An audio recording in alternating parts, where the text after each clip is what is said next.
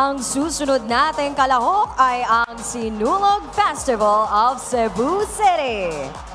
The Sinulog Festival is an exuberant religious event rooted in the tradition of the Feast of Santo Niño, celebrated annually on the third Sunday of January. It offers a profound immersion into Cebuano culture and history amidst lively music and vibrant colors of the streets. Sinulog is a prayer dance offered to the child Jesus, seeking favors and blessings by the most Cebuanos around the world. Derived from the word sulog, meaning water current, the rhythmic music and dance reflects the historic significance of the country's discovery in 1521, when the islands was discovered by Ferdinand Magellan, a symbol of faith, devotion, and celebration by Filipinos around the world. Pit Senyor sa Cebu kini, Pit Senyor sa tibuok Pilipinas kini, kita nang mag-Pit Senyor. Ladies and gentlemen, proudly represented by the Banauan Cultural Group of Barangay Guadalupe, Cebu City. Please welcome Sinulog Festival!